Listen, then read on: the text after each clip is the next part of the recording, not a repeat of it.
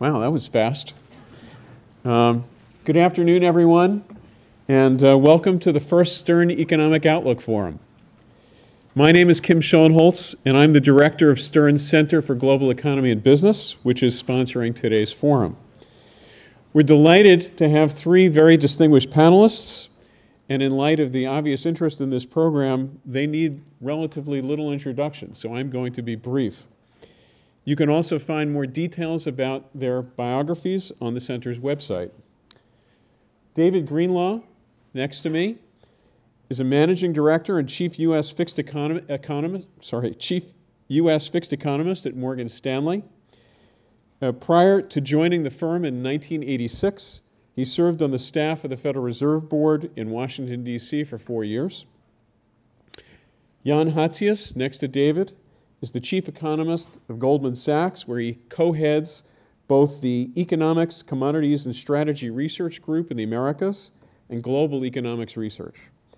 Prior to joining Goldman in 1997, Jan was a research officer at the London School of Economics.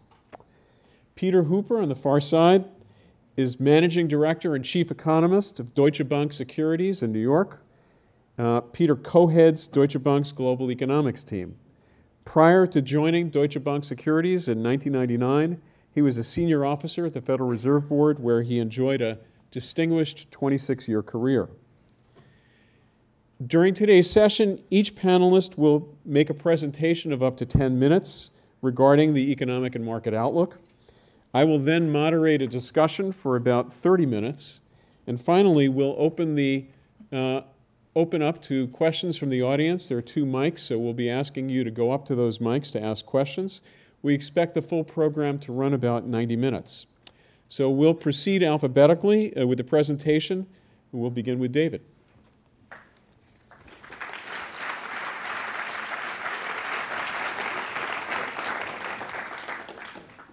Kim, thank you very much. This is a wonderful forum you've put together here. It's always a pleasure to see Jan and Peter as well. So there's obviously a lot to talk about. We don't have a whole lot of time for our prepared presentations. I've probably got 20 slides here. I'm going to focus in on 3 or 4 of them. And the ones that I chose to focus in on are the ones that probably are the most depressing part of the story. It's something I really wrestle with these days, doing presentations to clients. I was giving a talk in Chicago a few weeks ago, and I think it was a conference of high-yield investors.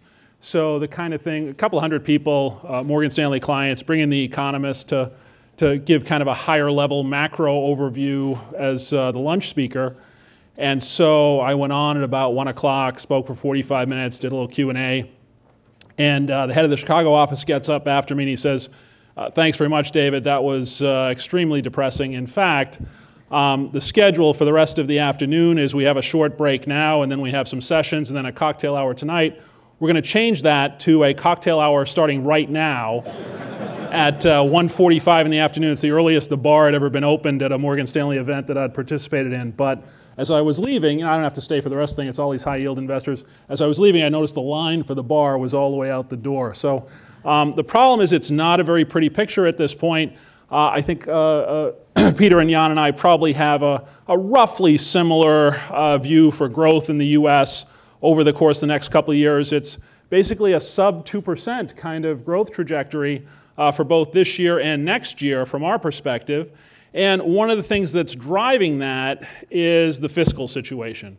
So I thought I'd spend a few minutes talking about fiscal policy in the U.S., and in particular this fiscal cliff that I'm sure you've heard a lot about over the course of the last several months.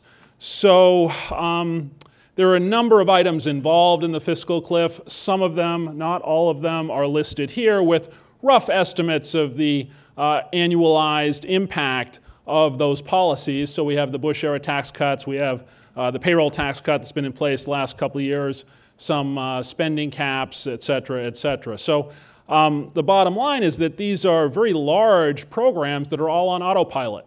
So in the case of the Bush-era tax cuts, they expire at the end of this year. In the case of the spending caps, they go into effect automatically at the end of this year if no action is taken. So how big is the fiscal cliff?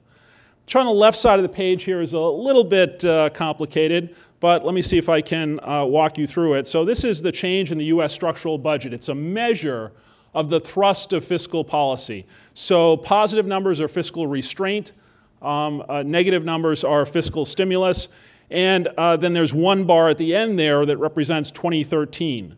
And so the point of that one bar at the end is that if you assume current law, if you assume autopilot continues, so the Bush-era tax cuts expire, the automatic spending cuts go into effect, then we get something like 4% of GDP as the size of the fiscal cliff in 2013. That understates things a little bit because the historical data shown in this chart is fiscal year, not calendar year. And in this case, somewhat uniquely, all of these changes occur automatically on a calendar year basis. They're all January changes. So you really need to adjust from a fiscal year to a calendar year. You do that, you get up to 5 points of GDP. And you can see that historically, we've really never had anything like that over the course of the last 50 years or so. The one period that came closest was 1969 when President Johnson tried to pay for the Vietnam War by raising taxes. Just as an aside, the US economy was doing pretty well at the beginning of 1969. By the end of the year, we were in recession. It wasn't entirely because of the fiscal policy changes, but they certainly had an important impact. On the flip side, the most stimulus we've had in the post-war period was in 2009 when we had stimulus amounting to a little bit more than 4 points of GDP. But the important point here is that the size of the cliff is very large. So how do you extrapolate that cliff to a potential impact on the overall economy? The size of the cliff given as roughly 5 points of GDP. So the way you do that is with a multiplier, and there's a lot of debate and disagreement about the size of multipliers within the economics profession. The point of this table on the right side of the page here is to show that while there is a wide range of plausible multipliers associated with each of these components of the fiscal cliff, the size of the cliff is so big that even if you use the most conservative multipliers imaginable, you still have a very big hit to the economy.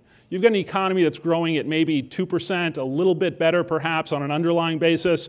If you take that 5 points of GDP as the size of the cliff and then attach any reasonable multiplier, you can see that the US will easily be back into recession next year if in fact we go over the cliff. So that's a depressing part of the story. While the cliff is large, almost everyone in Washington agrees at this point that we will avoid the full effects of the fiscal cliff. How will we do that? When will we do it? Very unclear. This chart here just shows some relevant dates over the course of the next few months. One of the most common questions we get these days from investors, particularly overseas investors, is can you tell me when the fiscal cliff vote will occur? Those are obviously folks who don't really understand how politics works in the US. There is no scheduled date for the fiscal cliff vote.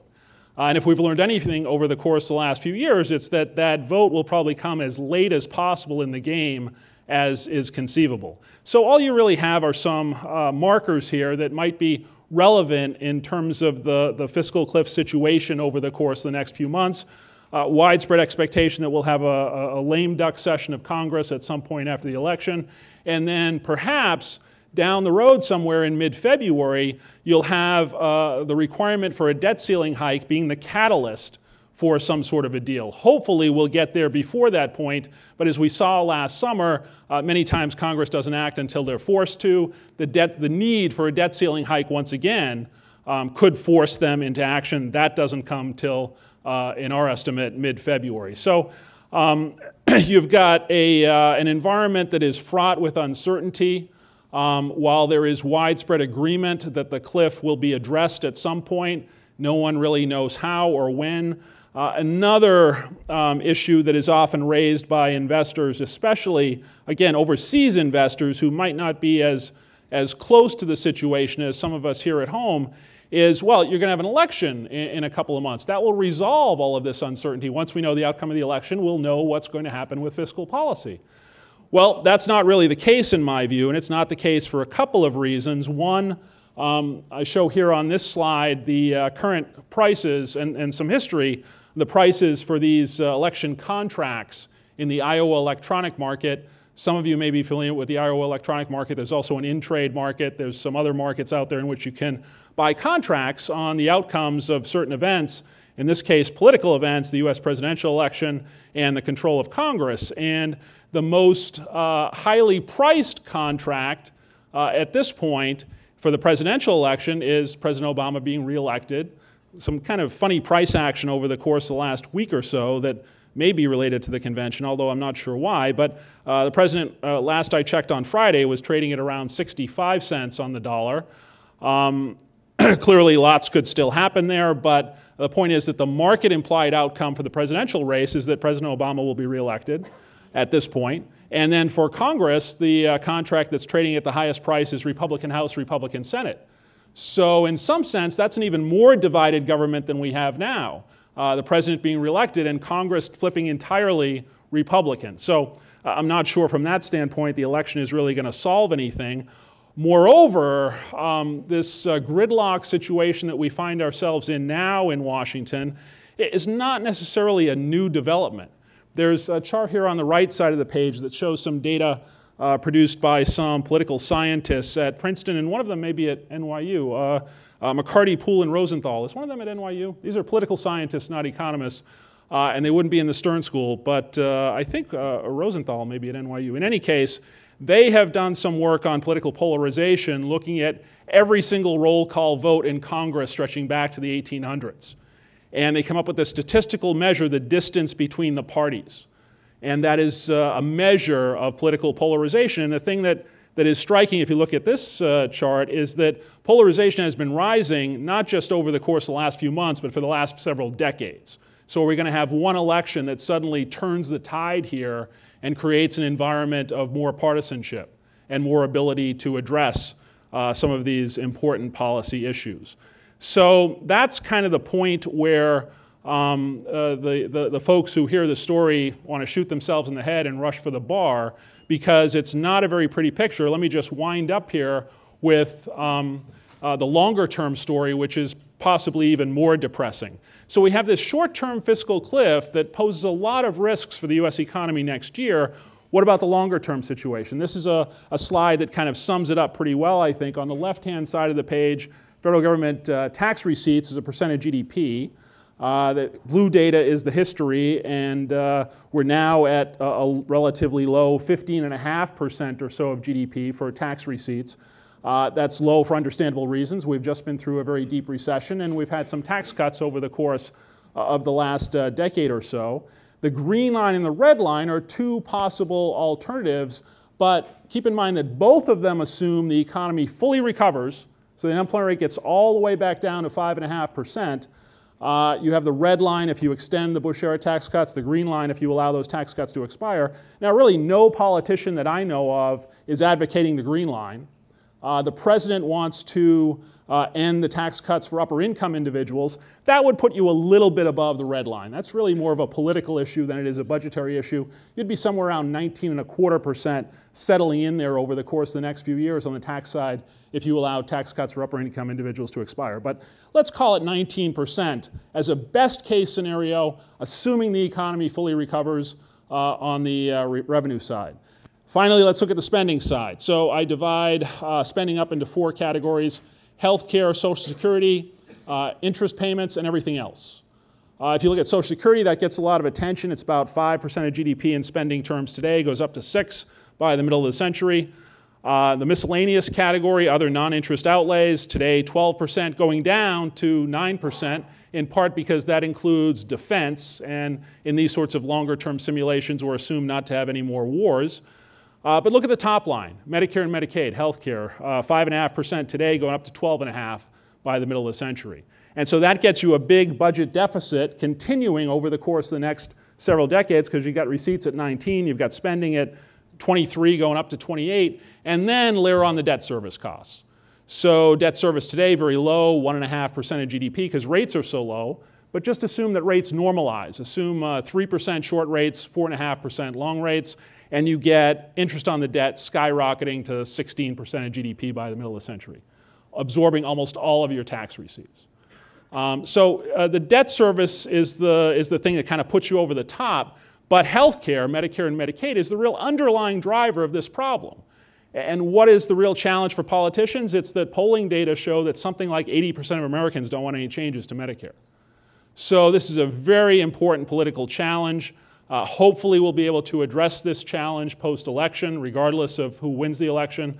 But it is something that the markets are very, very focused on, and something that poses a lot of risk to the outlook for the US economy.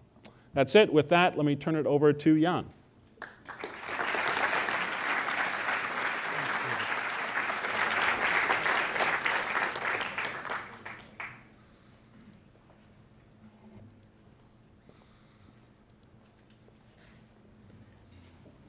There we go. Very good. Thank you. And let me add my pleasure at being on this podium. Normally, David, Peter, and I don't actually spend a lot of time on podiums together. I often hear about the work that they've done from clients, so it's very nice to be here and get their thoughts on where the world's going sort of directly. What I want to do is, in the interest of being complementary as opposed to talking about the same issues again, focus on sort of slightly different issues. I'll leave aside the fiscal cliff. I basically agree with Dave's view that there is a large amount of risk, of course, over the next few months, and I think the numbers are pretty scary. But what I would like to do is focus a bit more on the sort of underlying adjustment process that we're seeing in the economy and what that means for policy. And what I'd like to do is just talk about what the cycle sort of looks like, what we've been through, and the adjustment process we're currently seeing, and how far we're along this adjustment process and what that might tell us for where the cycle goes from here. So. Here's a very simple chart. Just looks at the two key sectors of the U.S. economy, namely the private sector, households and businesses, and the government sector. Simply the financial balance, basically the budget balance of each sector. And I think it illustrates pretty nicely the very unusual excesses that you saw in the run-up, basically in the decade to 2007. This is a chart that we've been looking at for well over a decade as sort of a clue for the imbalances that were building up. Private sector in the sort of 97 to 2007 period was running a huge financial deficit. Spending was far ahead of income, up to 6% of GDP. That was basically the real economic counterpart of the buildup of debt that occurred really throughout the private sector, both in the corporate sector, especially in the late 1990s, and then the household sector and the financial sector in the 2000s. Then, in 2007, 2008, of course, the music stopped, and you got the biggest retrenchment in the private sector in U.S. history, at least in post-war history. Since 2008, private sector has been running a huge amount, very, very large financial surpluses. Spending has been at very, very low levels relative to income over the past few years, and the corresponding sort of imbalance on the other side was a very large deficit in the government sector. Now, I do think that we are making some progress. So while my forecast for the economy is not really any brighter than Dave's as far as sort of cyclical growth goes, I think 2% this year, 2% next year seems about right. I do think that we're making some progress. The private sector has been running some very large surpluses that has resulted in reductions in leverage, reductions in the debt burden, reductions in debt service costs, and we have unwound a significant portion of the excesses. And as that process continues, as the private sector makes more progress, the surplus comes down, spending rises more quickly than income. That taken by itself is actually a boost to GDP growth. If spending grows more quickly than income, That is a positive cyclical impulse. If that was the only thing that was going on in the US economy, we'd probably have not a rip-roaring recovery, but a decent recovery with growth perhaps somewhere in the 3% range or a little more than that. Of course, the flip side is that at the same time that the private sector is sort of gradually moving back to a more normal spending versus income position, the government sector is cutting back. That cutback so far has been mainly on the state and local side. So state and local governments have been raising taxes and cutting spending, whereas the federal government probably still has most of that adjustment still ahead of it, and the fiscal cliff, of course, is part of that. So my best guess is that if the full fiscal cliff doesn't hit, but we only get a maybe 1 or 1.5% of GDP drag from fiscal policy next year, that we're basically going to stay in the same kind of environment where private sector is a little more positive, and maybe the growth impulse from the private sector actually starts to pick up a bit, and the public sector essentially offsets that and keeps you in roughly a 2% type of growth environment.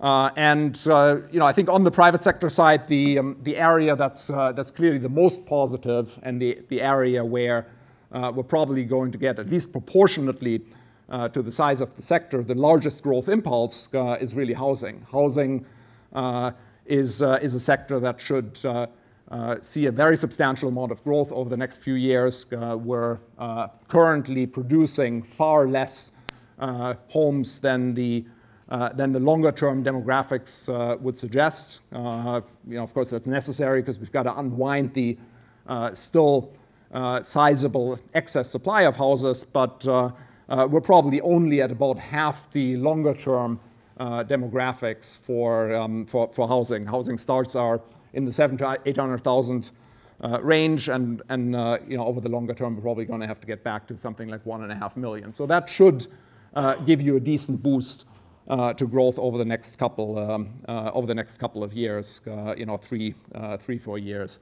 or so. Against that, fiscal policy, of course, continues to be a negative, even in a baseline scenario in which you do get an adjustment. You do get not the full fiscal cliff hitting, but a compromise after the election. The other factor, of course, is the European crisis. Now, the European crisis is sort of lurking in the background a bit at the moment. What we've seen out of Europe over the past few months has been somewhat positive. This chart here shows our financial conditions index, our measure of the overall impulse to GDP growth in the US from financial markets, from the bond markets, the equity markets, housing markets, and FX markets. A lower reading in the dark blue line is a better reading. So over the last couple of months, we have seen an improvement there. And that improvement has been to a large extent, we think, driven by relaxation on the part of the market about the European crisis, as the ECB has moved in the direction of unlimited bond purchases, at least at the shorter end of the yield curve. And we're hopeful that at least as far as the financial disruption is concerned, we will actually see forceful action from the ECB, and we will stay in a situation where the spikes in short-term yields in the European peripheral countries are not going to be repeated the way they were last summer and then again this past summer.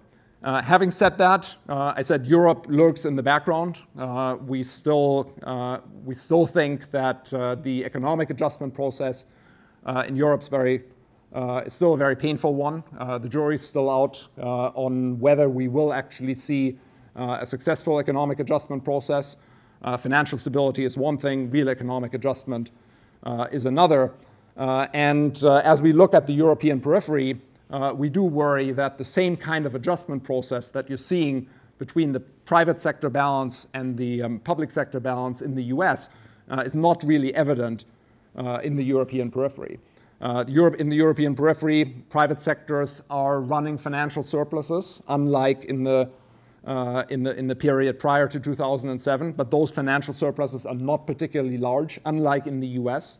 The success in paying down debt in places like Spain in the private sector is still very much being hampered essentially by the weakness of income and the weakness of the economy.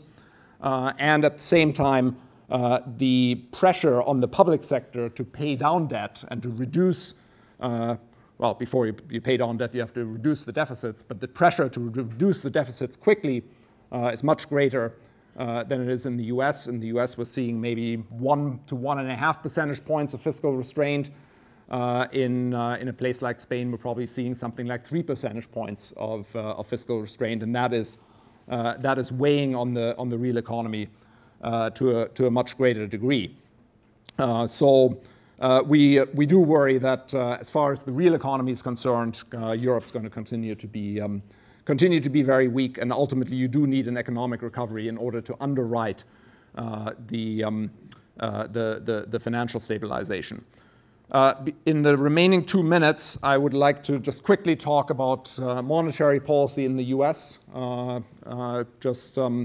as far as what we're likely to see this week. This is perhaps something that's going to come up later on. We do expect another move from the Fed in the direction of unconventional easing. We're basically looking for a belt and suspenders approach in which the Federal Reserve extends the forward guidance on the federal funds rate from probably no hikes until late 2014 to probably no hikes to at least mid-2015, perhaps longer, and also starts another asset purchase program and starts another basically campaign to bring down longer-term interest rates even further, both as far as treasuries are concerned and in particular as far as mortgage-backed securities are concerned. Do we think it's going to be successful? We do think it's going to have some effect, but it's not going to be anything like the sort of 1, 2, 3, 4, 5 percentage points that we talked about with respect to the potential impact of fiscal policy. We would expect something like a 1/4 point to a 1/2 point from another asset purchase program. That's roughly what we would estimate from the programs that we've already seen over the last couple of years, and we don't think it's going to be a major boost. At the same time, we think the cost of starting another program in an environment in which inflation is under control and in fact is more likely to be underneath the Fed's target rather than above the costs are very, very small. So from a cost-benefit perspective, even a small boost we think is helpful. Now, what could the Fed do if they wanted to have a more powerful effect? I'll just leave you with that thought, and that is we think that if the Fed tried to basically focus on bringing back nominal spending and made a clearer commitment to essentially bringing nominal GDP back to the at least towards the trend that we saw prior to the 2007-2008 downturn, and adopted programs of purchases of unconventional easing that are basically unlimited in size until you are back to a nominal GDP path closer to the pre-crisis trend. We think that could have a bigger effect. We think that that could alter private sector expectations. We think it could bring down real interest rates via a moderate increase in expected inflation for a limited period of time. So the potential payoff could be pretty sizable. Of course, there are also more significant risks associated with such a shift in the Fed's targeting framework. So we think they're really only inching in that direction. We certainly don't expect a major shift in that direction. There may be an evolution in that direction, but we do think that if you think about monetary policy potentially having a larger effect, that might be the way to go eventually. Thanks.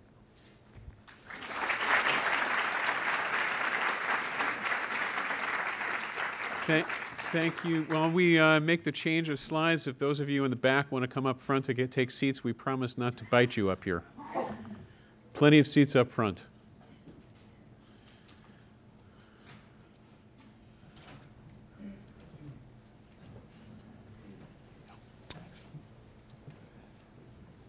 Thanks, Kim. Thanks very much for organizing this, and I was always delighted to be on a panel with Dave and Jan. So I'm going to cover some of the same territory, maybe try to sound just a little bit more positive, difficult as that may be for a dismal scientist. Problems and promise. Problems certainly in the near term for the next year to 3, depending on which part of the world you're looking at. But promise, I think there are some lights at the end of these various tunnels. The key points I'd like to make, 4 in particular. First, I'll give you my near-term forecast. The Fed will ease again this week. More quantitative easing I think, will exacerbate the exit challenges they face down the road, but certainly the economic prospects and the weakening of the labor market most recently warrant further action, and the Fed certainly has some potency with its QE. Next 2 points, the problems. Certainly, as Jan and Dave have mentioned, Euro risk is very much at the fore. Unfortunately, it's likely to be with us for a few more years. I'll talk about that a little bit.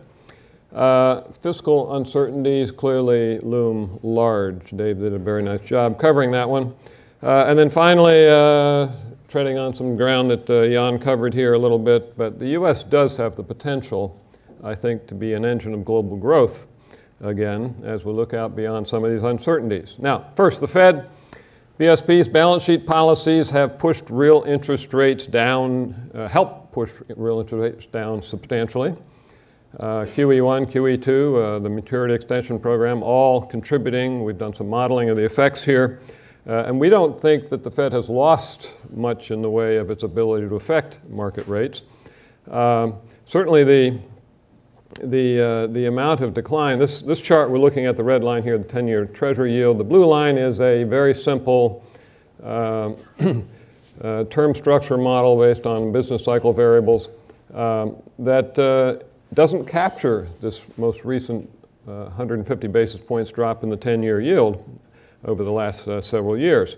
Now, if you throw in the Fed's action and the Euro risk, you do some flight to safety, you can explain most of this drop. The Fed action was the dominant factor there. So the Fed does have room to do more. The more it does, the further it gets away from where we'll eventually be ending up. So we are talking about an exit challenge. Keep in mind that the 15-year average of the 10-year yield prior to this crisis, during a period when inflation was averaging 2%, about where the Fed would like to see it, was more than 5%. That's some 400 basis points, roughly above current levels.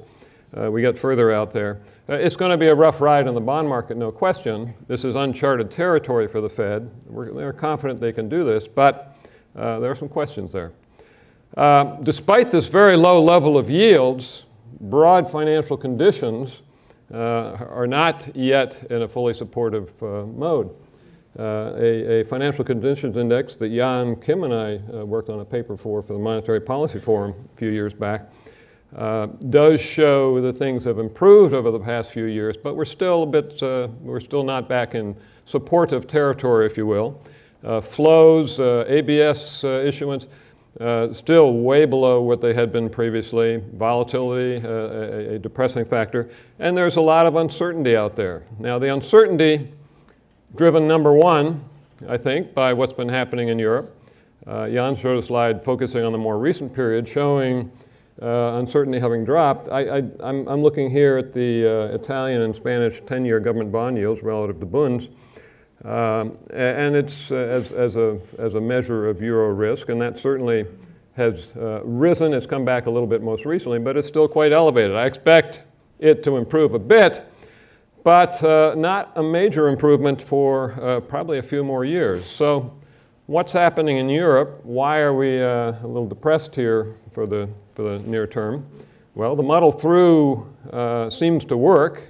It persists because there is a strong political attachment to the euro in both the core and the periphery countries, and because of the high cost of failure or exit. But there's impatience in the markets. People say, well, why don't you do like the US here? Well, we're not going to get a US solution in Europe. Fiscal union, full fiscal union, and euro bonds are not in the cards in the foreseeable future. The German public will not support it. I offer you that observation, informed by some of my colleagues in Frankfurt. The solution that Europe is likely to come up with will be one that will maximize membership, both keeping core in and periphery in, is so-called conditional assistance, with the Euro Stability Mechanism doling out assistance and the ECB providing lots of liquidity so long as members make needed progress in fiscal and structural reforms. The outright monetary transactions program announced by Draghi last week, a very good example. Now, these reforms, of course, are unpopular. Monitoring and enforcing them will be done periodically, and that's going to be a market event each time it happens. And it means continued market stress, but that stress is needed to bring the reforms about in the face of this unpopularity.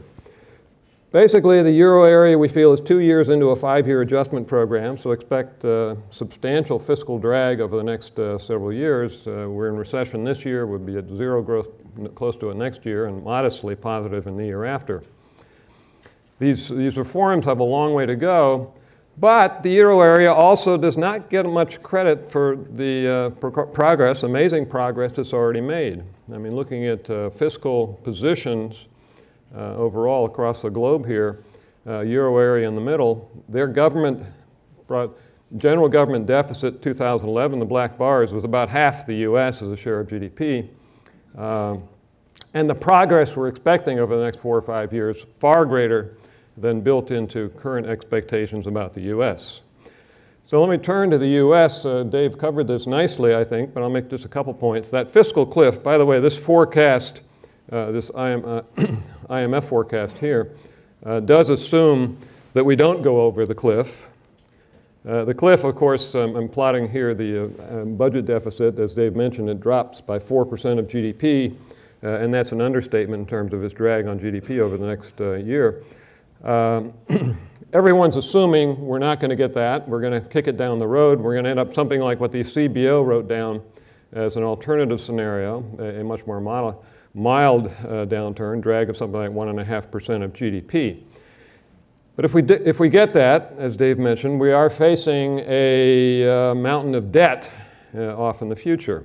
CBO's alternative does have debt going above 200% of GDP, getting up into Japanese levels as you get into 2030 and beyond. If we went over the fiscal cliff, it would be very painful, but it would certainly move us into a much more sustainable trajectory. And it's interesting that the President's Fiscal Commission, Simpson-Bowles, came up with a fairly similar trajectory. Hopefully, we'll get some agreement in that direction, but I share Dave's pessimism about the political will to do so, and I think it's going to take a fair amount of pressure from the markets. So let me try to end on a positive note here and go over some of the territory that Jan did. The US, I think, is poised to be an engine of global growth. There are two factors. I think Jan touched on some of this, but certainly private investment is at historic lows as a share of GDP. Normally about 25% of GDP is running 4 percentage points below where it needs to be to have stocks of homes, of business output capacity, of consumer durables growing in line with an normally expanding population. As a result of very slow growth in very low levels of investment, slow growth of capacity, we are seeing some dramatic shifts. Industrial capacity utilization has bounced back almost all the way from an extremely low level back to historic norms. Likewise, Jan mentioned that we have further to go on the overhang of vacant homes. I think our measure suggests that we're at least very close to being back to a historic trend on this one. Certainly the very low level of investment with household formations beginning to pick up, you are seeing some pretty good progress. So my time's up. I was going to talk a little bit about the household balance sheet. I'll just say there quickly that net worth in the average household's balance sheet as a result of deleveraging, as a result of some improvement in the stock market, you're getting back to a 20-year moving average. Deleveraging does not have to pick up from here. Savings rates don't have to rise. There may be room for them to begin to come down again. Consumer spending can begin to pick up. So back to those key points. The Fed, I think, will ease again this week. More QE will exacerbate the exit challenges, but economic prospects certainly weak enough to warrant that action. The euro risk is likely to be with us for several more years. U.S. fiscal challenges loom large. And the U.S. does have the potential to be an engine of global growth again as this capital stock utilization rises and balance sheet adjustments continue. Thanks.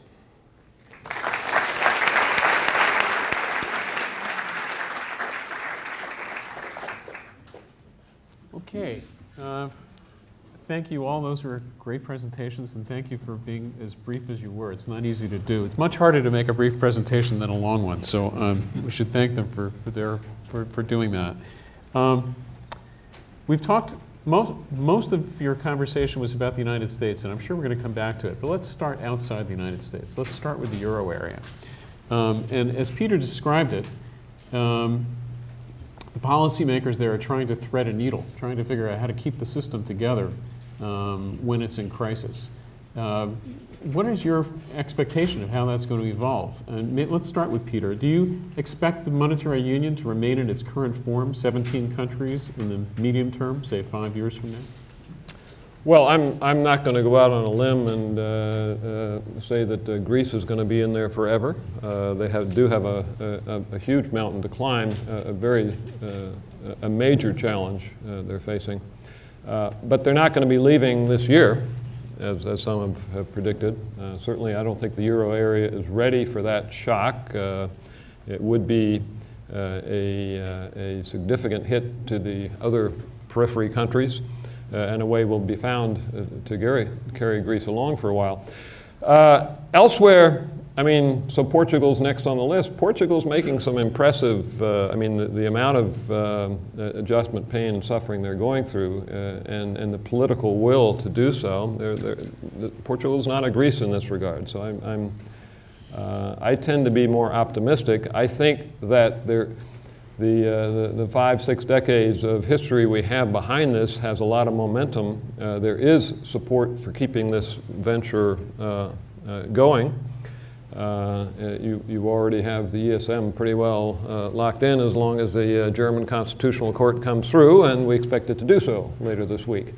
But as you say, or as I tried to emphasize, this is not going to be an easy process. As Jan mentioned, there's a lot of private sector deleveraging still to come along at a time when you have quite a bit of fiscal contraction. It's going to be a period of very slow growth.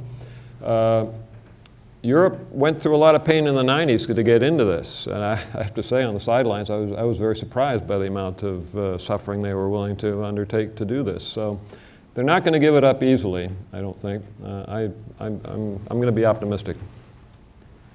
Jan or David, do you want to jump in? Yeah, I agree with Peter. I think the commitment is very strong. The one thing that has kind of impressed me for the last 2 or 3 years, right through the European debt crisis, is that among the European investors, European clients I meet with, there is much more conviction that the euro will hold together than there is, I would say, among US-based investors who consistently over the course of the last few years have said, run the numbers. Look, Greece cannot survive. This whole thing is going to fall apart at some point. I think there is a commitment on the part of the Europeans to try to hold the euro together, and the resource transfers are going to occur in an attempt to do that. How big a check is Germany willing to write is still a question, but there is a very strong commitment to try to maintain the euro, and the Europeans recognize that. I suspect that some US-based investors are a little bit more skeptical still.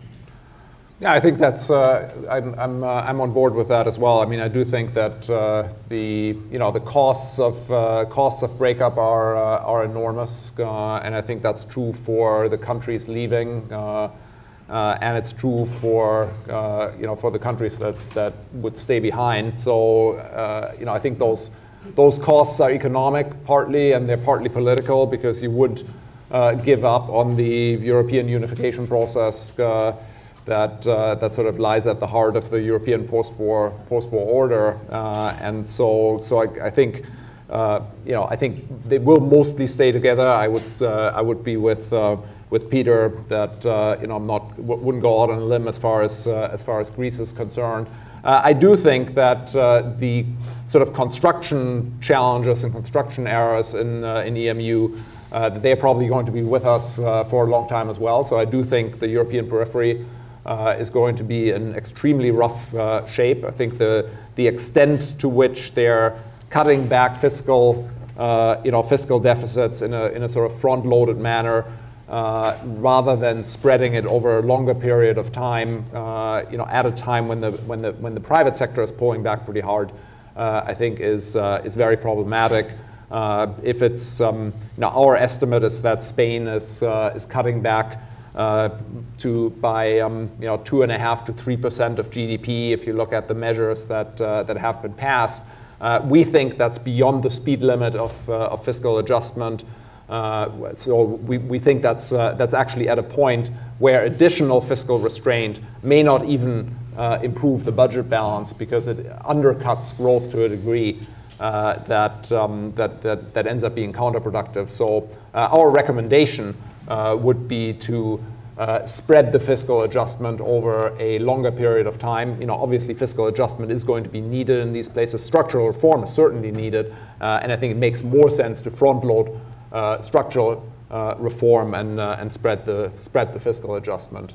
But yeah, I mean, ultimately I do think the costs of unwinding it are large enough to probably keep that from happening, at least as far as most of the members are concerned. Then, leaving aside Greece, does that mean that the debt of peripheral countries in Europe is an attractive investment today? I mean, from a tactical perspective, I think it's important to recognize that we've seen a fairly sizable rally over the past few months, basically since the so-called bumblebee speech by Mario Draghi. For those who don't know what I'm referring to, many of you probably do. Mario Draghi gave a speech in London.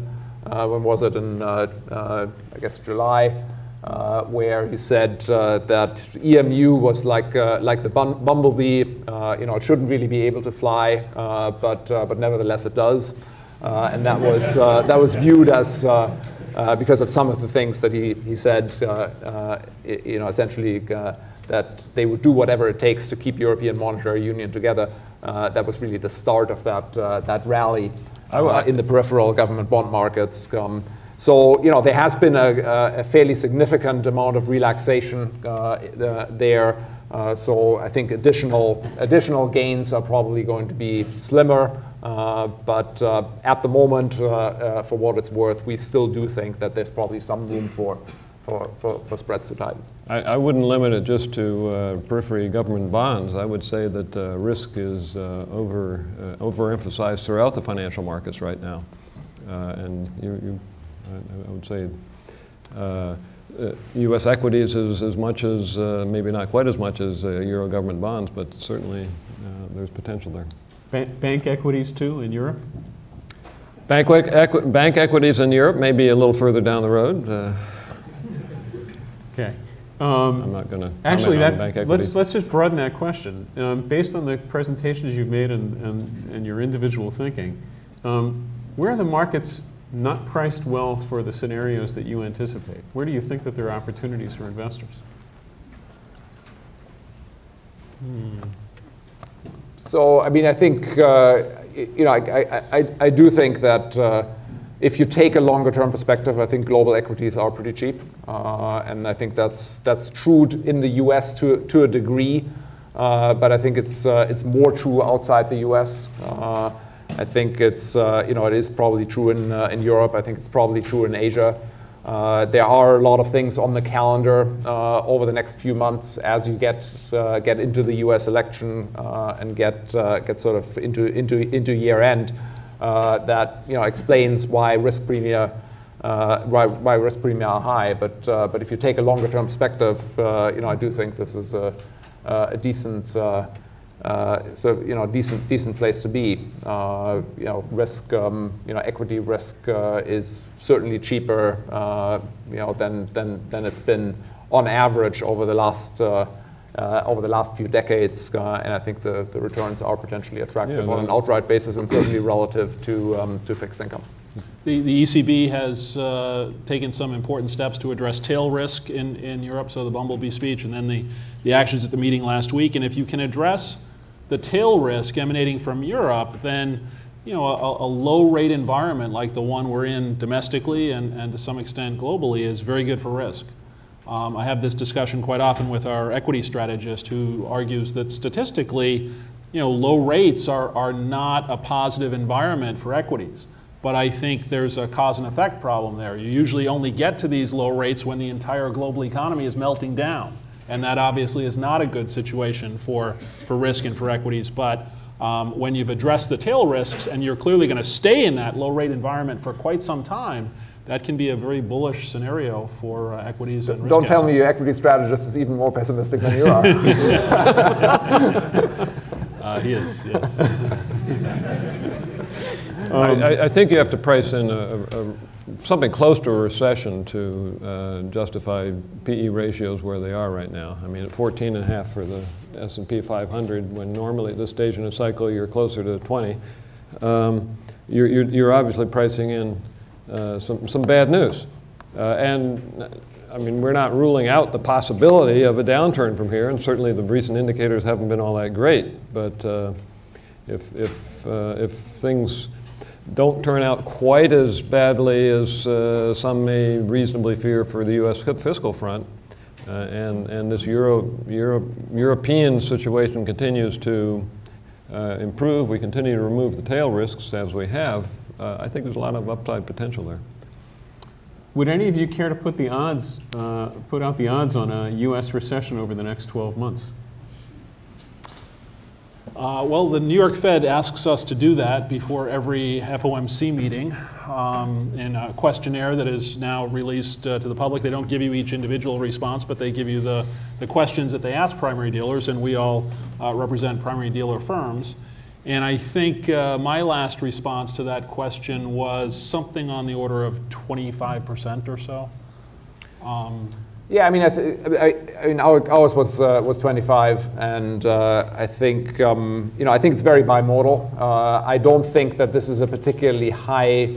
If it wasn't for the the potential tail events, U.S. fiscal policy and European crisis, then I would say that recession risk would be actually extremely low, because this is not a point in the cycle when you look at sort of private sector imbalances, inflation, anything like that, where you would be particularly worried about a recession. So I'd put it, somewhere in the low single digits probably.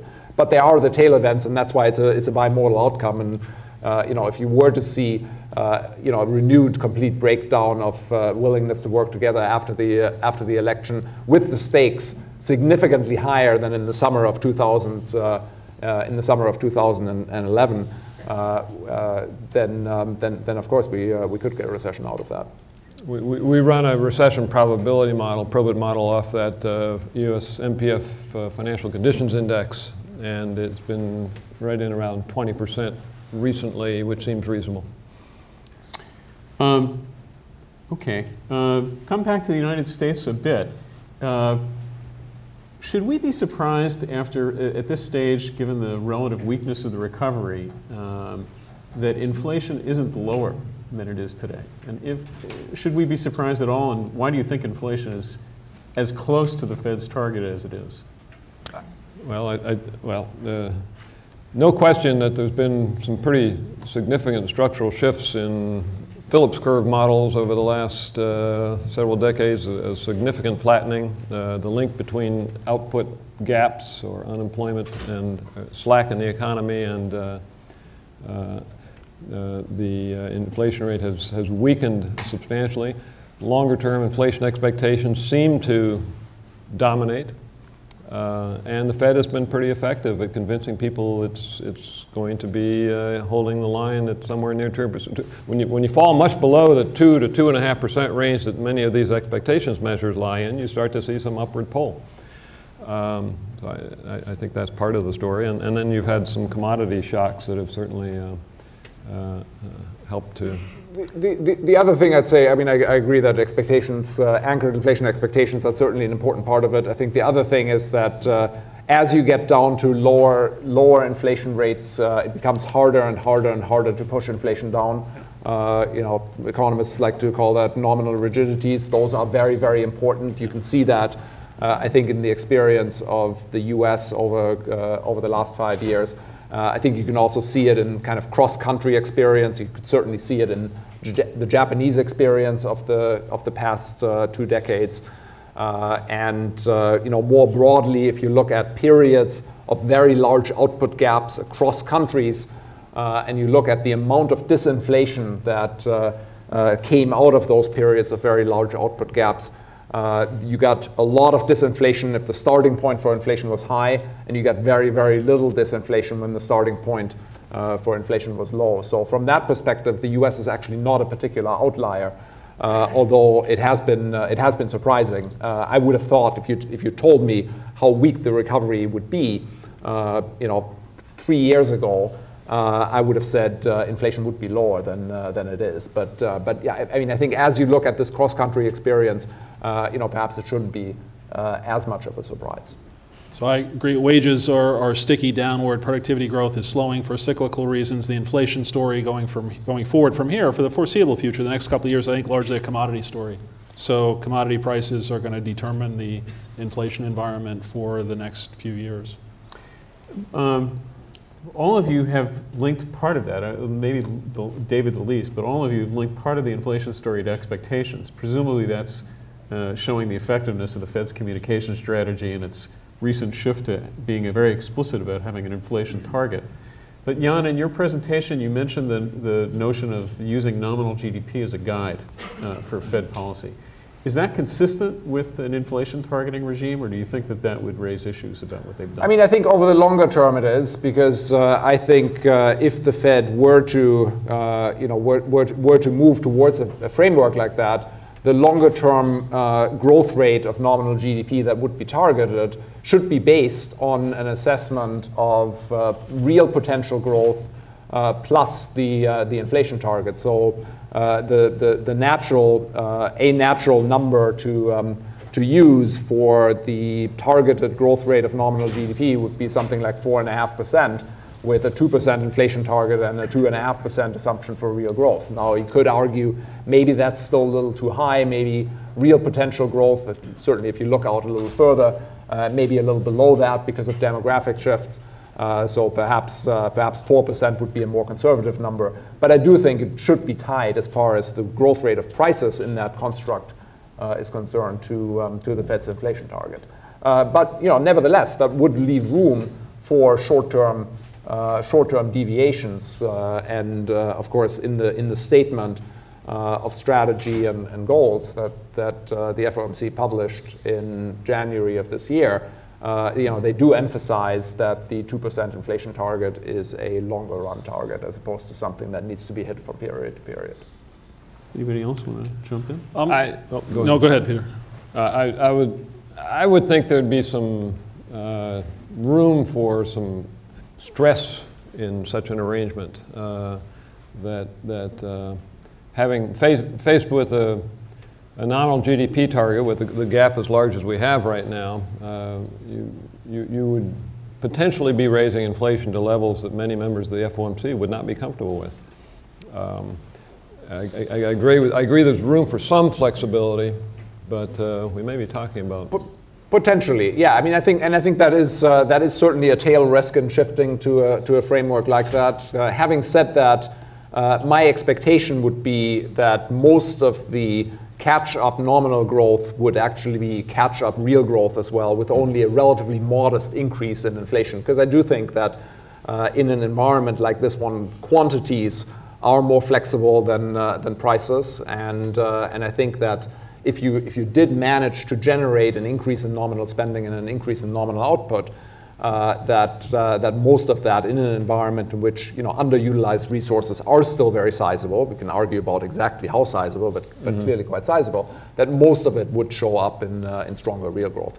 But having said that, clearly there are risks associated with it, and I do think that despite the fact that Mike Woodford, who is one of the most well-respected monetary theorists in the world, made the case for a more nominal GDP target in his speech at Jackson Hole a couple of weeks ago. That the majority of the FOMC is not close to going there at this point. I'm very open to the idea that you should link a policy instrument to an economic outcome, and I think doing so may give you more bang for the buck in terms of moving the policy instrument around. And I think that's one of the reasons you find it appealing, is that you can specify your objective and then move your instrument and you get more powerful response. I'm just not convinced of the effectiveness of the policy instruments that are under consideration now.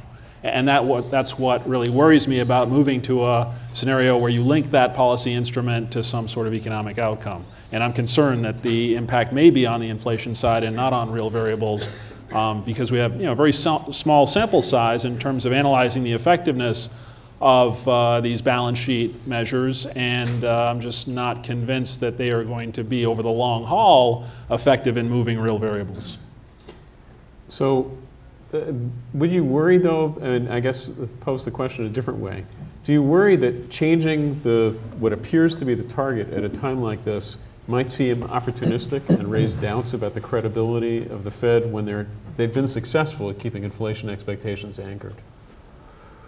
Well, I think you would reaffirm the long-term framework. You would also say that of course you're in a place that is highly undesirable. They've said that a number of times. They're doing a lot of things that are sort of intimately related to the fact that they're in a place they don't want to be in. They're using policy instruments that they would never think of using.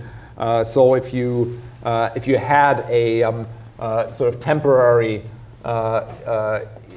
stronger statement that you want to go through a period of nominal catch-up until you're back to the pre-crisis trend, however defined, I think that wouldn't necessarily be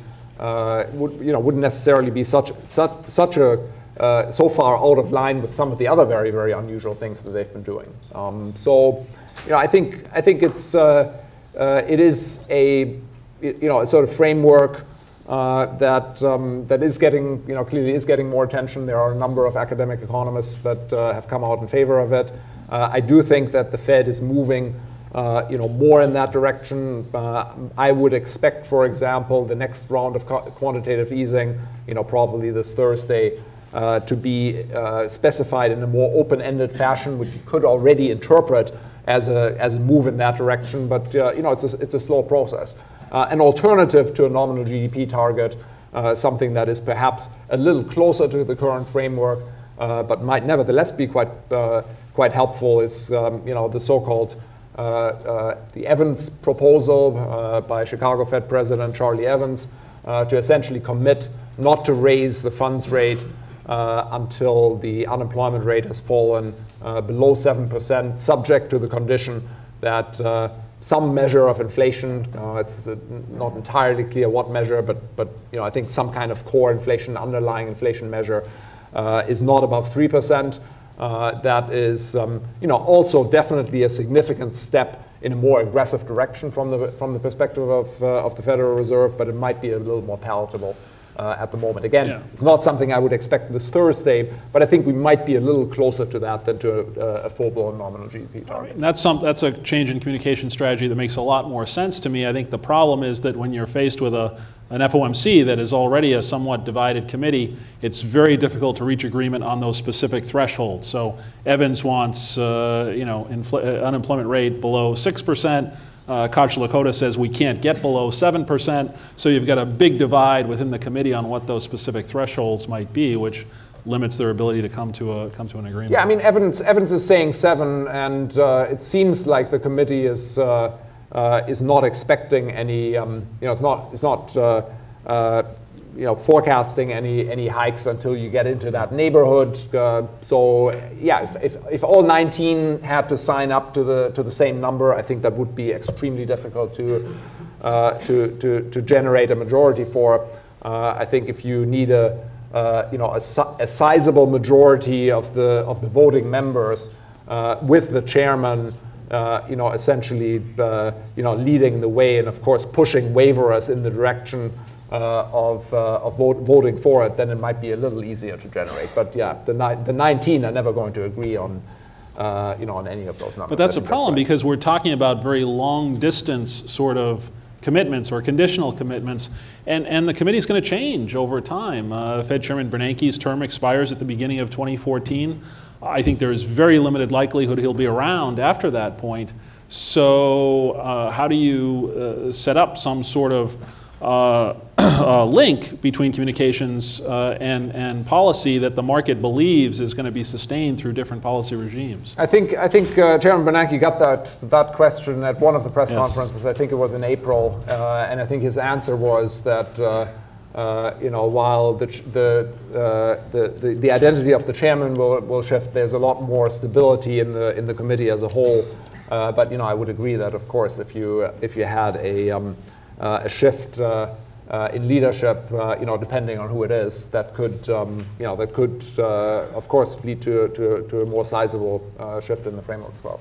I wouldn't be surprised if Michael Woodford hasn't had some effect here. I mean, I agree with you, Jan, that I think an open-ended arrangement, maybe taking a page out of the ECB's playbook with their OMT thing here, but some form of policy action now, I think, is important to bolster their verbal message. That was a key element in Michael's message. I don't think it has to be, I think there is discomfort with going too far down the road of constraining yourself, committing yourself to something you might be uncomfortable with down the road. But some action now, I think, is certainly called for.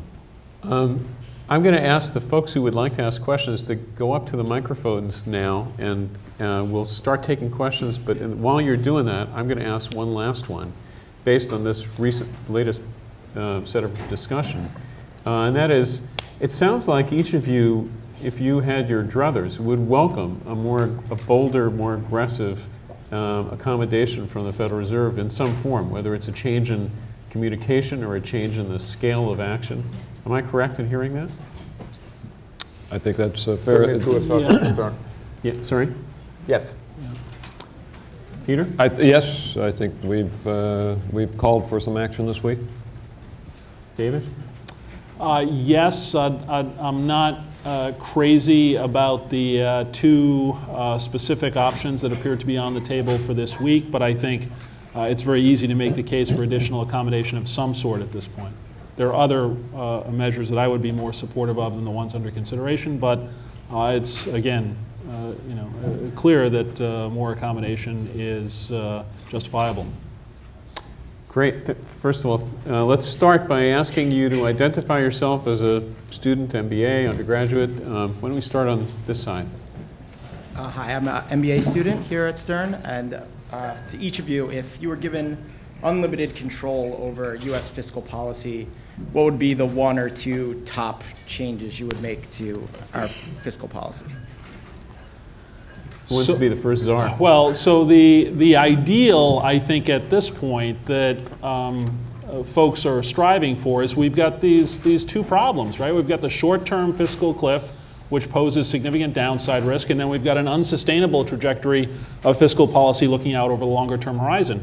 Ideally, you'd want to fix both of those together. That's the ideal that Chairman Bernanke has tried to lay out for members of Congress whenever he testifies. We've come close to doing that. We came close last summer during the debt ceiling negotiations by many accounts, came very, very close. So that would be the ideal, I think, is to resolve the fiscal cliff that poses these risks in the near term, while at the same time taking action that puts us on a sustainable course longer run. I think almost anyone individually could look at the budget and do that in a way that is economically viable.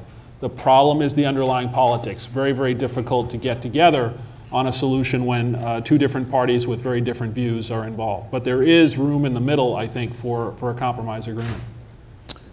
Simpson-Bowles laid it all out. I agree. You need to delay the near-term fiscal drag from the cliff, but you need to adopt something akin to Simpson-Bowles, and that basically says equate the revenue share of GDP and the expenditure share at roughly 21% each down the road. That's going to take quite a bit of work on entitlement reform. It's going to take tax reform.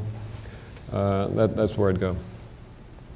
Yeah, I mean, I'm on the same page. I mean, you know, whether the specifics of sort of Simpson-Bowles and the specifics of the tax and expenditure share of GDP, you know, whether those are the right numbers, that's ultimately a political decision. I mean, I do think that over the longer term, you probably will need to see increases in tax revenues. I think an obvious place in the U.S. Is indirect taxation. That is relatively low by international standards. I suspect that we're going to see more of that, and probably also at the federal level. You know, energy taxation is another area where obviously the U.S. is very, very low by international standards. So I think we'll probably see something in that sort of direction. But I do think it's extremely important to commit to long-term fiscal sustainability and to make a sort of down payment in that direction. But I would say a gradual one. Anything more than a drag of 1% of GDP in the sort of environment that we're in at the moment, I think would be potentially counterproductive. Indirect taxation, a very politically correct term. Would you care to value-added tax? Sales taxes, value-added taxes. They're generally sales taxes currently at the state and local level, of course, but internationally, it'd be a value-added tax. There are different ways in which you can raise it, of course, but I think we'll probably see more of that. Yes. Hello, John Sarushian. I'm a MBA 1. Being in an election cycle, I was very curious about your thoughts on the different election outcomes and the effects they'll have on resolving the fiscal cliff as well as fiscal policy in general. So I'm thinking of if Obama gets reelected with a unified government, divided government, or similar scenario with the president or potential President Romney. I mean, I think I suspect that status quo or status quo modified, meaning that the Republicans take the Senate, but otherwise you stay with Obama in the White House and Republicans in control of the House of Representatives, probably poses the biggest risks for having a bad outcome because that's probably the environment in which neither side is really fully able to impose its will, and game of brinksmanship, I think, is most likely in that environment. Between the two more sort of extreme outcomes, with one side taking control, I think it's a little harder to say. Which one would be more likely to sort of cause a big problem during the lame duck session in early 2013. But I think in either case it'd probably be a little easier. I agree. I think it's difficult though to draw simple and straightforward conclusions. One of the things that I encounter a lot from investors is the notion that, well, if the president's reelected, we know that income tax rates are going up on upper income individuals. I don't think that's the case at all, because if the president is reelected, the Republicans are never going to give him legislation that allows him just to raise taxes on upper income individuals. It will be an all or nothing proposition. And if the president is reelected, he probably owns the economy to an even greater degree, and it's going to be very difficult for him to accept higher tax rates on everyone. But those are the choices that the Republicans are going to give them. So it gets very complicated and very difficult, I think, to draw any clear conclusions from the outcome of the election. And that's why the market is so concerned with this policy uncertainty. Yeah, neither party is going to get control of complete control of Congress. You're not going to have 60 votes in the Senate, which you would need to get done what you really wanted to do if you wanted to do some real serious reform one way or another. If, contrary to your chart, David, the Republicans were to sweep and get 60%, you would probably get a Republican solution that would most likely be result in a shift in power 4 years hence, and then you get a shift to a Democratic solution. That could undo all of it, yes. You really need a compromise solution. If you did get a Republican clean sweep, there are a lot of things they could do through the budget reconciliation process that the president used to enact health care reform, and which would mean that they don't need the 60-vote supermajority in the Senate. But it gets very difficult when you get down to specifics on tax policy and even some of the spending programs to keep all the Republicans in line. And so you still may have to do negotiations with the other side to reach a final agreement on a lot of this stuff. Thank you. Great.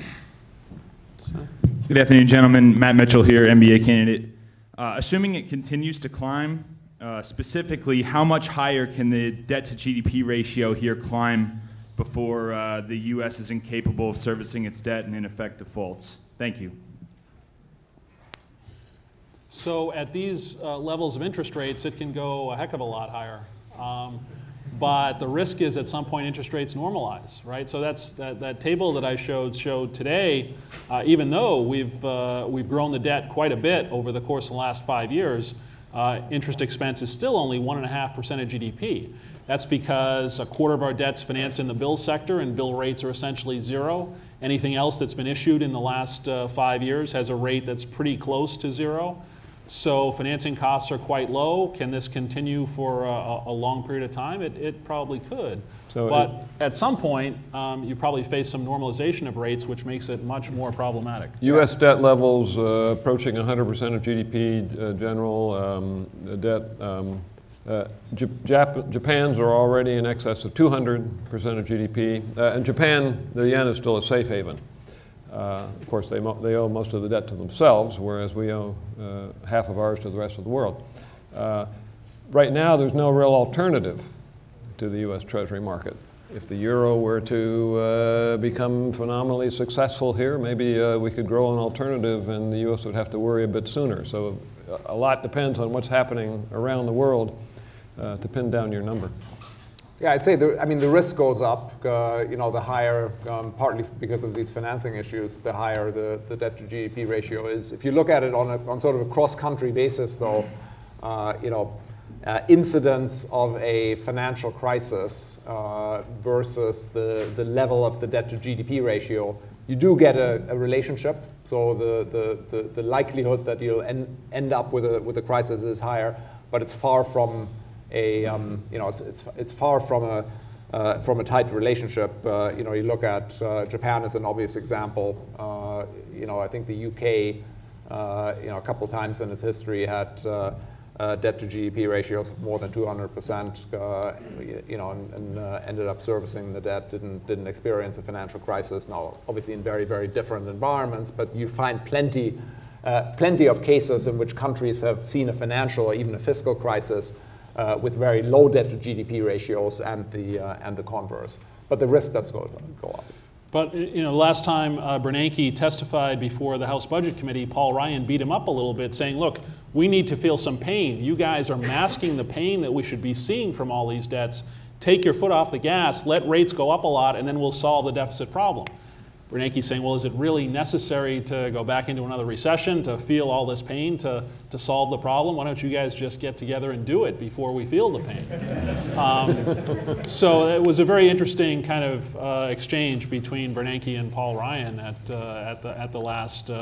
his last appearance. And there's something to be said for the fact that policymakers are not going to get serious about addressing these problems until the public and the economy feels some pain. So we're going to have, if we have gridlock next year and a substantial downgrade. We're going to feel pain?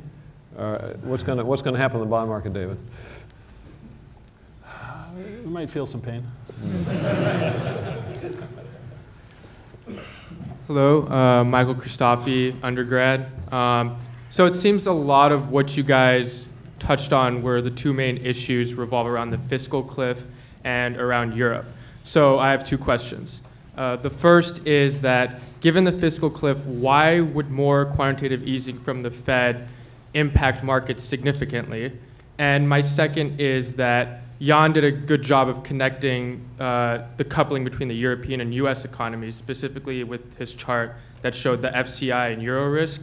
So I'm wondering whether it's an option for the Federal Reserve to purchase Spanish or Italian debt, if it's even an option. Legally, yes. Practically, no. Yes. But if you think Paul Ryan beat him up on that last appearance, wait until he goes before. yeah, I mean, and I think, I think the first question, is a good one if I can sort of broaden it a bit. And this is a question, probably all of us get very frequently. Namely, whether monetary policy, is the problem, and whether what the point is of loosening monetary policy if monetary policy isn't the problem. I think we can probably all agree that excessively high interest rates are not the problem that the U.S. economy is facing, and the problems are elsewhere, and they're fiscal, and they're to do with global spillovers. But the truth is that the policymakers that are most concerned about the overall macroeconomy, namely the Federal Reserve, only control monetary policy, and you don't have to reinflate a flat tire through the puncture. There are other things you can do to basically offset the negative impacts from things like fiscal policy, and those under the control of the Federal Reserve, of course, are conventional and unconventional monetary policy. And so in that sense, I think monetary policy is not a perfect offset. It's not the most important driver of kind of the uncertainty and the ups and downs in US GDP growth. I think the uncertainty around fiscal policy is several percentage points of impact on GDP growth. The uncertainty around monetary policy is a quarter point, maybe a half point, maybe a little more if you want to get a little fancier and more aggressive, but it is unfortunately the only thing that's under the control of the Fed. I would observe that the Fed and the ECB have two very different objectives right now. The ECB is in a fight to build a structure that will ensure its survival. The Fed is merely trying to meet its mandate of achieving maximum sustainable employment, and it has some scope to do so. We've got about 5 minutes left, and I see 4 people with questions. So I'm going to ask you to all ask your questions one at a time, but we'll hold the answers until we get them all. This will be the last round, and we'll try to answer them all fast. Mine is quite big. It's I wanted to know your views on China, how obviously the slowdown is going to affect the US and Europe, and just talk a bit about that. Assuming another round of quantitative easing is announced, are you expecting this market rally to continue, or are you looking at the possibility for a correction? Draghi has recently spoken about sterlized bond purchases. What sort of an impact could it have? How can that be implemented? If you could throw some light on that. Sorry, the purchases in Europe. Yeah, how would they be implemented? Sterlized bond purchases. I was wondering if you could talk more about exit strategies and what happens when the Fed stops paying interest on the excess reserves. That should take a half an hour or so. Exactly. We're going to do 1 minute each for those 4 questions. So, Peter, you mentioned exit strategy at the beginning as a worry, so why don't we start with that one first? When the Fed stops, well, the Fed will continue to pay interest on reserves as a key way of enabling itself to begin to raise rates with a hugely expanded balance sheet. That is It's not going to change that. Its exit strategy will be first sign will be when they decide to stabilize, allow the balance sheet to run down by not repurchasing maturing assets. Next, they'll begin to raise rates. Then they'll begin to maybe sell some assets and drive up longer-term rates a bit. But raising rates will be done via interest on reserves. That's how that'll be their chief monetary control mechanism. China? I take China. Please. I mean, I think China has been very disappointing this year, and I think it's disappointed a lot of people. It certainly disappointed us. Our expectation coming into this year, last year we expected a slowdown in China, basically because the economy was overheating early in the year. Policymakers were tightening macroeconomic policies in order to cool things down and bring down inflation. This year, it's taken quite a bit longer for the policy stimulus to be applied and the economy to stabilize, and it probably still hasn't quite happened than we would have thought. Despite the fact that inflation has come down a lot. I think the issues are still somewhat unclear. Part of it is certainly the leadership transition, which is making it harder for the leadership to really be focused on sort of short-term macroeconomic stabilization. The concerns among the Chinese policymakers around longer-term imbalances, especially in the housing market, are also substantial. So they're worried about applying large stimulus in an environment in which house prices and housing imbalances still haven't really corrected. It may also be that it's just harder to promote a reacceleration of growth with the policy instruments once they are applied, basically because the sectors that are easiest to stimulate are already have already been stimulated substantially. So. Our guess would be that things do get a little better in 2013. Growth does pick up a little bit after the leadership transition. You do get somewhat more supportive macroeconomic policies, but we don't expect a return to the sort of 9 or 10% growth rates that we've seen at times in China anytime soon. There was a question on.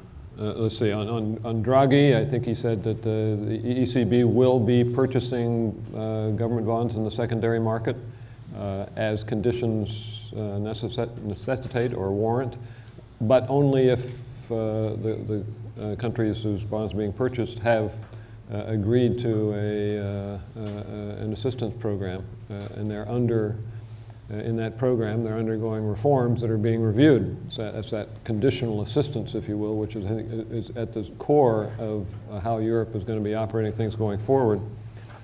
And my sense is if we get QE, there'll be some, it's not fully priced in the market, so you'll get some lift.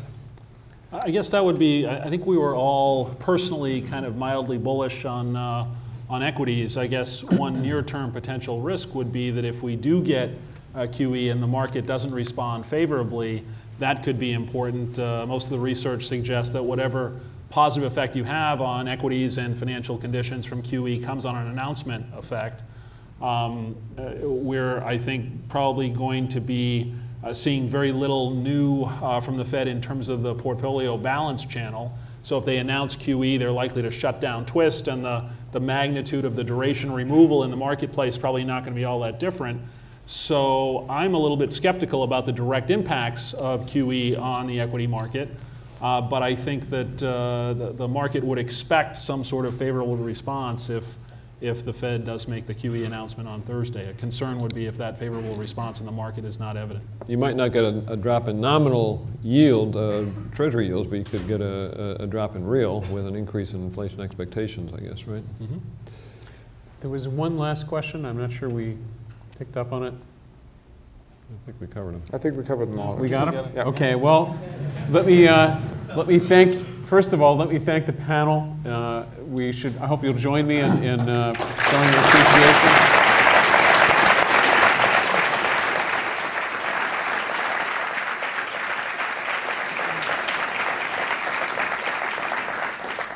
Thank you.